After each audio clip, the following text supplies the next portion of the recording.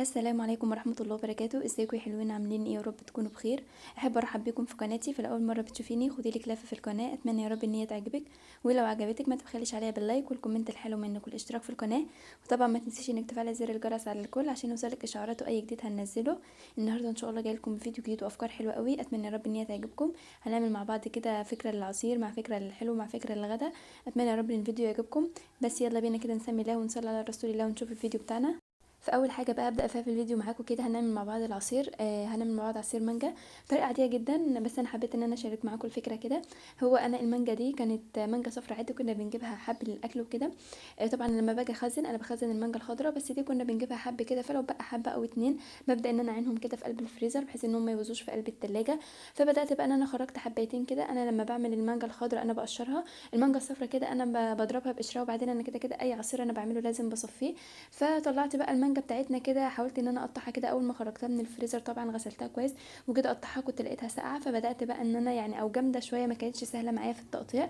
فبدات بقى سبتها يا دوبك هديت شويه كده، يعني انت زي ما انتم شايفين كده هي بتتقطع معايا بسهوله، بس في نفس الوقت برضو هي لسه ساقعه. فبدات بقى هبدا ان انا اقطعها كده، وطبعا زي ما قلت لكم انا عاملاها بقشرها وهرجع ان انا اصفيها تاني. فببدا بقى ان انا اقطعها كده. طبعا المانجا الصفراء اساسا هي بتتاكل كده يعني، هي بتتاكل بقشرها، فما تقلقيش خالص لما تعملي بالقشر، ما تقلقيش مش هيبان ولا هيظهر في طعمها اي حاجه. المانجا الخضراء في ناس بتعملها بقشرها برضو، بس انا ما بفضلهاش بقشرها، انا بحب ان انا اقشرها. انما الصفرا عادي اعمليها ما تقلقيش مش هيبان حاجه. وبدات بقى ان انا حطيتهم كده في شفشق الخلاط عندي، وبعدين نزلت بالسكر، كميه السكر دي على حسب رغبتك انتي. وضفت بقى الميه بتاعتنا، طبعا بقى عايزه تتحكمي في السمك بتاعها، بتحبها تقيله بتحبها خفيفه، ده بيرجع على حسب كميه الميه اللي انت هتضيفها لها. وبدات بقى ان انا ضربتها ما شاء الله، عايزه اقول لكم كان لونها حلو وطعمها حلو. وبرده في تكه في حته السكر، لما تيجوا تضيفوا السكر على المانجا الصفراء ما تكتروش كميه السكر قوي، لان هي بتكون اختلاف المانجا الخضراء. المانجا الخضراء بتكون فيها نسبه مزازه كده شويه، انما المانجا الصفراء دي بتكون مسكره، فما تضيفيش سكر كتير عشان ما تبقاش مسكره معاكي او تجزع معاكي في الاكل. فبدات بقى ان انا ضفت كميه سكر معقوله كده، يعني ممكن اساسا على الحبايتين دول تضيفي بالكتير خالص 3 4 معالق سكر، لان هي اساسا بيبقى طعمها مسكر. وبعدين تضربيهم بقى وبصفيهم وبعينها في التلاجة، ويكون العصير كده جاهز معايا. خلاص بقى خلصت العصير كده، ندخل مع بعض بقى فكره مهلبيه كده بالجيلي، كنت عملتها معاكم برضو فيديو قبل كده. من كوبايتين بس من الحليب هنعمل كميه ما شاء الله حلوه قوي. فانا اول حاجه جبت عندي الحله هنا، ضفت عندي كان ما عنديش بس غير كوبايتين كده من الحليب في قلب التلاجة، وكان في وش القشطه كده ضفت عليهم برضو. وبعدين خدت بقى اللبانه اللي كان فيها اللبن دي، بدات بقى ان انا خدتها تحت الميه كده، او تحت الحنفيه مثلا مليت فيها ميه، وبدات بقى ان انا بالمعلقه كده حركت اي حاجه من اللبن لازقه مثلا في اللبانه، بحيث ان انا برضو هضيف على الحليب اللي عندي عشان ازود كميته. فانا مقادير المهلبيه معايا، انا ضفت عندي كوبايتين من الحليب عليهم كوبايتين من الميه. وبعدين جبت عندي مج خارجي كده ضفت فيه 3 معالق كبار من النشا ومعلقه كبيره من الكاستر. لما بتضيف الكاستر كده ما شاء الله بيدي طعم حلو قوي. وبدات بقى ان انا ضفت عليهم كميه من الحليب او من الميه، وتقلبيهم بره كده خارجي، بلاش انك تقلبيهم مع اللبن، لا قلبيهم خارجي كده. وبعدين هبدا بقى ان انا اضيف السكر، انا بضيف عندي على 4 كوبايات حليب، او كل كوبايه لبن بتاخد معايا من معلقه ونص لمعلقتين من السكر، ده بيرجع على حسب رغبتك انتي وعلى حسب مثلا كميه السكر اللي انت بتحبيها. فانا بدات ضفت عندي على ال4 كوبايات من الحليب، ضفت عندي حوالي 7 معالق من السكر، طبعا بقى قليل وزود على حسب الرغبه. وبعدين بدات بقى نزلت بخليط النشا والكاستر بتاعي وقلبتهم على البارد كده، وبعدين اخدهم على نار هاديه. لازم تفضلي طول ما انت واقفه بتقلبي، طول ما انت واقفه على النار تفضلي تقلبي فيها لحد بقى ما تتقل معاكي وتوصل للقوام اللي انتوا شايفينه ده. ما شاء الله قوامها كده حلو قوي، لا تكون تقيله قوي ولا خفيفه قوي، قوامها كده ما شاء الله حلو قوي. اول بقى ما وصلت للقوام ده طفيت عليها النار، وبعدين هبدا بقى انزل عندي كده بظرف من الفانيليا وهقلبهم مع بعض كويس. وبعدين هبدا بقى ان انا مجهزه الاطباق عندي. عايزه اقول لكم ما شاء الله عملت معايا كذا طبق، يعني هتشوفوهم دلوقتي، مش فاكره والله بجد كانوا حوالي يعني ما يقرب من 9 او 10 اطباق. ما شاء الله فرطوا معايا كميه حلوه قوي، يعني هنبدا نملى البلاد دي ستة. وبعدين في اطباق تانية كمان 3 اطباق كمان هم لانهم يعني 9 اطباق. فانا بدات ان انا ضفتهم كده في البولات اللي عندي، وبس بضيف نص كميه، يعني الطبق ما ملهوش كله، اضيف بس فيه نص الكميه كده، لان هنعمل مع بعض بقى جيلي دلوقتي. انا كنت عملت معاكم مهلبيه بالجيلي قبل كده، بس كنت عاملاها بالجيلي الفراوله. النهارده بقى انا ما كانش عندي غير جيلي مانجا وجيلي خوخ، فقلت برضو هجربهم كده اول مره بصراحه اجربهم، فقلت برضو اجربهم، بس ما شاء الله كانوا حلوين برضو. المهلبيه مع الجيلي دي بتكون حلوه قوي، بس انا فضلت اكتر الفراوله مع المهلبيه ما شاء الله الاتنين الميكس مع بعض حلو قوي. دول برضو كانوا كويسين بس انا فضلت اكتر الفراوله. فبدات بقى بجهز الجيل عادي بالطريقه العاديه جدا، هو كده كده بيبقى مكتوب الطريقه بتاعته على الباكت. ببدا ان انا افضي الباكت بتاعي واضيف عليه كوبايه كده من الميه السخنه، وابدا ان انا ادوبه، وبعدين انزل بكوبايه من الميه عاديه جدا من الحنفيه، وببدا بقى ان انا ادوبهم كويس قوي لحد ما يبداوا يدوبوا معايا، والسكر اسفه والبودره بتاعه الجيلي تختفي معايا. ببدا ان انا ابدا بقى افضيهم في البولات عندي. طبعا بقى انت لو حابه تضيفي معلقه سكر تمام مفيش مشكله، بس هو كده كده بيكون عليه السكر بتاعه. فانا بدات بقى عملت كان اول باكت كده بالمانجا، والباكت التاني ده كان بالخوخ.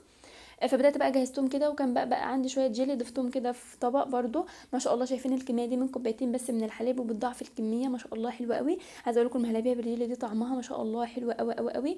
فبدات بقى ان انا عملت كده. وفي خطوه صح يا بنات معلش نسيت اقول لكم عليها، احنا طبعا بنضيف المهلبيه ونسيبها تبرد تماما قبل ما نضيف عليها طبقه الجيلي، لازم تاخدوا بالكم من نقطه زي دي. وبعدين بقى بعد ما بعمل اضيف عليها الجيلي بقى بدخلها التلاجة تبرد اقل ما فيها 4 5 ساعات لحد ما طبقه الجيلي كده تتمسك معاكي ما شاء الله. شايفين طبقه المهلبيه لوحدها وطبقه الجيلي لوحدها. وعايزه اقول لكم طبقه المهلبيه نكهه الكاستر فيها خفيفه كده بس مديها نكهه حلوه قوي. والجيلي برضو ما شاء الله بيكون طعمه حلو، بس زي يعني انا فضلت زي ما قلت لكم كده، فضلت الفراوله اكتر، حسيت طعمها احسن. فبدات بقى شايفين ما شاء الله شكلها حلو قوي وشكلها مشرف ليكي. ممكن كمان تزين الوش باي مكسرات اي حاجه متوفره عندك، وبتكون بقى طبقه الجيلي كده لوحدها والكاستر لوحدها. ما شاء الله بتكون طعمها حلو قوي. جربوها بجد، يعني لو انت عندك عزومه او جاي لضيوف والكلام ده ما شاء الله بكوبايتين حليب هتضعفي كميه كبيره قوي معاكي. خلاص بقى خلصنا الحلو بتاعنا كده بقى وركناه على جنب، وعنا بقى في التلاجة بتاعتنا كده يسقع براحته. دلوقتي بقى جاهز معاكم تتبيله حلوه قوي. عايزه اقول لكم ان التتبيله دي تنفع معاكي في حاجات كتيره، بس في البدايه كده اقول لكم انا عملت ايه. انا جبت عندي في الكبه ضفت عندي حوالي راس توم كده صغيره، وضفت عندي قرن شطه بارد وقرن حامي، وضفت عندي حوالي حبايتين كده من الطماطم، وضفت عليهم معلقه كبيره من الخل وعصره ليمونه كبيره. لو انت الليمونه بتاعتك صغيره ضيفي ليمونتين، اهم حاجه ان الليمونه بتاعتك تكون كبيره محترمه كده. فانا هبدا بقى اضيف عليهم عصره ليمونه كبيره. وبعدين التوابل بقى انا مش هكتر فيها، انا التتبيله دي بالذات ما بحبش ان يكون التوابل فيها كتيره، ما بحبش طعم التوابل يطغى على الثوم اللي عندي والفلفل والطماطم. فبدات بقى ان انا ضفت كده رشه بسيطه كده من الملح ورشه من الكمون والكزبره. ما ضفتش توابل اكتر من كده، دي التوابل بس اللي انا ضفتها. وبعدين هبدا بقى ان انا افرمها في الكبه كده، بس انا عايزاها فرم خشن ما تنعمهاش قوي زياده عن اللزوم، يعني ضرب متقطع كده عشان يطلع معاكي خشن. لان انا هوريكم دلوقتي شكلها شايفين يعني فيها قطع كده كانك مثلا دقاها في الهون، ما انتش مثلا فرمها في الكبه فعصرتيها قوي ونزلت ميتها والكلام ده، لا انا عايزاها فرم خشن. عايزه اقول لك بقى ان التتبيله دي طول ما هي عندك في التلاجة ما تشيليش هم اي حاجه. يعني تتبيله سمك تنفع معاكي، انا هتبل معاكم بيها السمك دلوقتي ما شاء الله بالطعم السمك حلو قوي. مثلا عامله بتنجان وحابه انك بتنجان مثلا مخلل وحابه انك تضيفي فيها التتبيله دي تنفع معاكي برده بتكون حلوه ما شاء الله. مثلا عامله طماطم عامله قليه بتنجان اي حاجه حابه انك تضيفي عليها التتبيله دي ما شاء الله حلوه قوي. نكهه التوم فيها خفيفه كده مش كتيره، وفي نفس الوقت بقى ظبطي الملح بتاعها وما تكتريش التوابل عشان تستمتعي كده بقى بطعم التوم مع طعم الطماطم والفلفل بيدي طعم حلو قوي. انما التوابل هتطغى قوي على طعم الحاجات دي وهتيجي تاكلها مش هتحسها لطيفه معاكي. فانا بقى هنا هبدا ان انا استعمل التتبيله دي، كنت اعمل في اليوم ده سمك فهبدا بقى ان انا استعمل التتبيله دي في السمك. بس طبعا ناخد بالنا بقى بحرص كده، يعني ناخد بمعلقه نظيفه ونحاول ان المعلقه دي ما نزفرهاش، بحيث انها مثلا هنعين التتبيله دي في العلبه كده وهنعينها في قلب التلاجة عندنا. مثلا شايفه انك مش هتستعمليها بسرعه مثلا او هتاخد معاكي وقت كتير في التلاجة وخايفه عليها، ابداي بس انك تضيفيها في قلب العلبه كده وحطيها في قلب الفريزر، وقت الاستعمال طلعيها ما شاء الله تطلع معاكي حلوه قوي. فانا بدات بقى ان انا هتبل بيها السمك كده. انا بحب ان انا اتبل السمك كده من بدري بحيث ان هو يبدا يشرب من التتبيله كده. فبدات بقى ان انا تبلت السمك بتاعي، وبعدين بقى الكبه كده مكان ما كنت فرمه التتبيله بتاعتنا ضفت عليها حوالي بس نص كوبايه كده من الميه، وبعدين ضفتها على السمك بحيث ان هو يتطعم معايا. وبعدين بقى هبدا ان انا اسيب السمك بتاعنا في التتبيله كده ما شاء الله. عايزه اقول لكم كان طعمها حلو قوي. التتبيله دي بتدي نكهه كده للسمك، يعني نكهه حلوه. انا بحب بقى ان انا السمك لما بعمله برده بخرم الظهر بتاعه كده زي مثلا نغزات كده زي ما بنعمل في الفراخ، بحيث انه اللحم بتاعه يشرب من التتبيله ما يكونش اللحم بتاعه مموع كده. يعني السمك من الحاجات اللي لو اللحم بتاعها ما تتبلش حلو تحس ان طعمها مموع كده ما بيكونش لطيف قوي. فبدات بقى ان انا تبلته كده وركنته على جنبه، وبعدين هبدا بقى ان انا اعمل شويه كده رز صياديه جنبه. فعادي بقى بجيب البصلايه بتاعتي بخليها تاخد لون، وبعدين بعد ما تبدا تاخد لون معايا هبدا انزل بقى بمكعب كده من مرقه الدجاج. انت بقى لو عندك مثلا شوربه خلاص تستغني عن المكعب مرقه الدجاج ده. وببدا بقى اضيف رشه بسيطه كده من الملح، وبعدين بضيف رشه كمون على كزبره على رشه كده من الفلفل الاسمر، وبقلب بقى كل التوابل التوابل مع البصل كده، وبعدين بنزل بالميه بتاعتنا. طبعا بقى كميه الميه تكون مناسبه لكميه الرز عندك، لما تكون كميه الميه قليله احسن.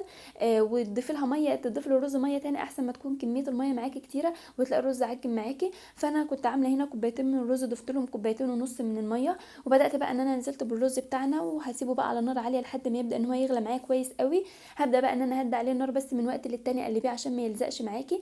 وهبدا بقى ان انا بعد ما يغلى كويس هدي عليه النار واسيبه بقى شمعه كده يستوي مع نفسه. خلاص هنا بقى خلصنا الاكل بتاعنا. قلت السمك عادي، بدرته بشويه دقيق كده وبعدين قليته عادي. والرز بتاعنا بقى، وعملت طبق سلطه كمان ما شاء الله. عايزه اقول لكم السمك كان طعمه حلو قوي. انا ما بشققوش من الظهر، لا انا بنغزه نغزات كده بالسكينه زي ما قلت لكم. والرز عندنا بقى ما شاء الله بيبقى باخد لون حلو قوي. وعملت بقى طبق سلطه. ممكن بقى تعملي سلطه طحينه كده تمام مفيش مشكله، بس احنا جنب السمك المقلي بنستكفى بس بطبق سلطه خضرا كده.